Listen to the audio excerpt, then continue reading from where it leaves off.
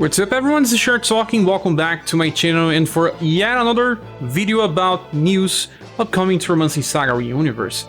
Well, first of all, we got some news here that I was not expecting. They announced the World Tower and the rerun of UDX Matriarch, and now they just announced more stuff, like there is now a new UDX banner for Dahao Alloces.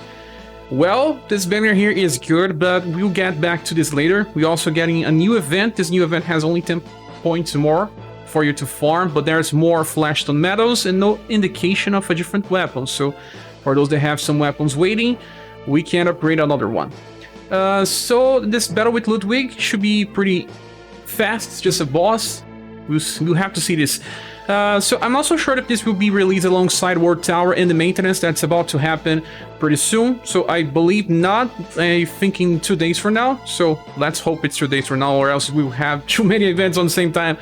So okay, the maintenance will open with Village World Tower and UDX banner, and then 2 days later, if everything goes according to what we always expect, new event battle with Ludwig and UDX Dahao.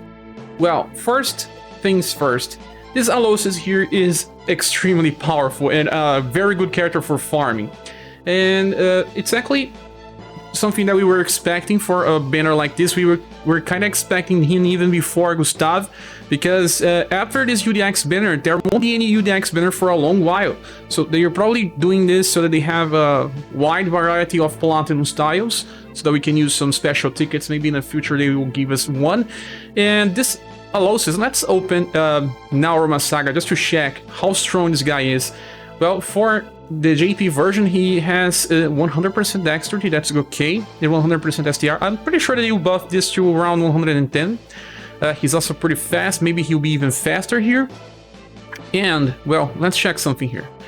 This guy has an opener with S power 39 modifier. Just remember that this is pretty high on S, and this attack can be used on turn 1 because of Power Charge 3. It has double elements, so it's slash and heat. Well, we just got Gustav, a character that can do AoE and then single target. This guy would do more damage because he's just for full AoE, but in some scenarios where you have a larger enemy, maybe Gustav will be better. But it's just so fun to see that we're getting two characters back to back that can do slash and heat. And as you can see here, he also gets this on the start of a round for only 1 turn effect that gives him 30% increase in damage and also buffs his STR by 20. This is very similar to what we got with, you know, Bertrand in Global. Bertrand in Global even has 50% increase in damage and 20% to his status. Maybe they would change this to be just like Bertrand. It makes sense in my opinion. Let's go check Bertrand here quickly. So I think they may change this. They want to buff UDX styles to the most that they can. See, Bertrand has this passive called Demonic Tide. See, 50% increase in damage by 1 turn, and it's attack boost, so you can stack this with Morale Up, for example, and a boost to his intelligence. So I think that they are gonna do this, but don't quote me, this may not be the case. And then also fired up 5.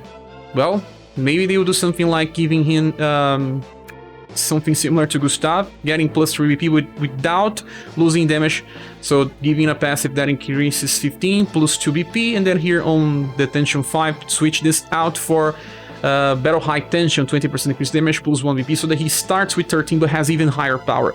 I can see this happening because, well, this guy is powerful. And also there's another way to use him, and it's 3 AoEs in a row with rock bombing. It's blunt and heat, and if he has good passives, he would just do insane damage.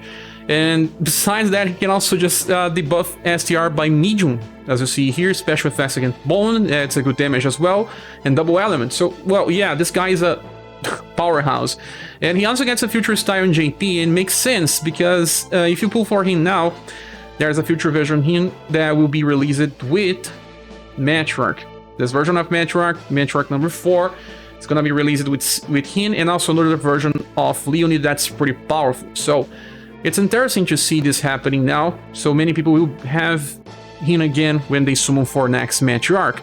So this is interesting, but there's another character here, Dahao. It's important. Let's go back here to Alloces and then return to the first version of him and check Dahao. Dahao is kind of meta.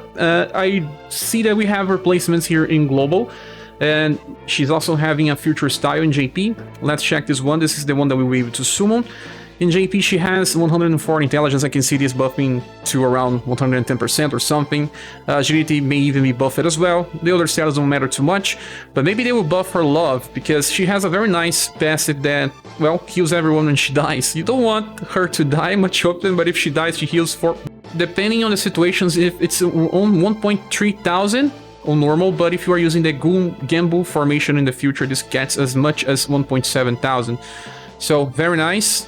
But she's not just used for that. She has a skill that debuffs agility and dexterity. So for those bosses that have mixed attacks for both martial arts and spells, this will help. And also physical attacks. Those bosses that can do all types of damage. She also does that by the start of a round. You see, that's 10%. I think that they will change something about her, like, I don't know, increasing her damage output or just increasing the buff that she deals on start. She also has a very powerful turn 2 attack. This is also the start of something new, guys. Starting from this banner on beyond, many attacks will have S power and AoE damage with 13 BP. Many characters will have this. Even some skills will be able to be amplified to reach as much, because enemies will just keep getting higher and higher HP. So the good thing about her is that you can use her for bossing and also for farm because of Supersonic. But I do believe that they will change this attack Vortex Wind so that she gets a 3 BP attack to keep a full AoE cycle. She cannot use that in JP, so at least not with this version. So let's hope that they change, and this will be very good, even for those that summon it for Bune.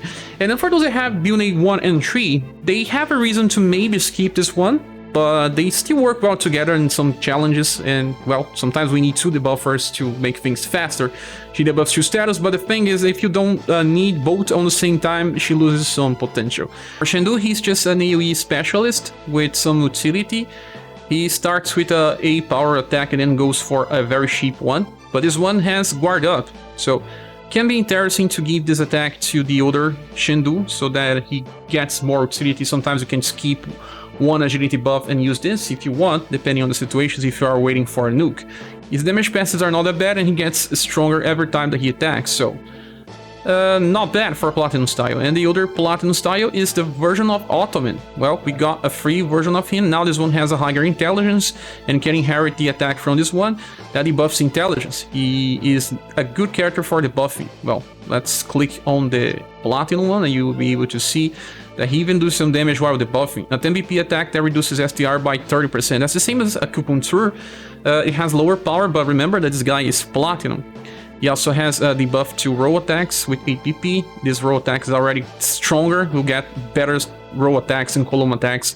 And he also has this attack here that's actually a support skill that just gets 3 BP. It's the same as, remember, we're Pina. So this guy can stack and just, well, you see, debuff STR, stack, debuff STR again. So, well, for Platinum units, he is pretty useful. And for those that miss premium styles, he can feel for them. Well, with that said, I must say that, guys, if this gets released alongside a new update, it's not bad to summon for this banner at all. If you want to summon for Gustav, we made a changing our tier list. Gustav is now a very powerful character because of the buffs he received in Global. There is no wrong summoning for either Gustav or this banner. It's more about what you're lacking. Slash damage is a little more easy to get, but heat, Alloces has a very, very powerful heat attack, and Dahao is both a farming unit and also a boss specialist. If you miss it on Bune, this may be good. But these characters will receive buffs, of course, and I'll be making a review after I see all this.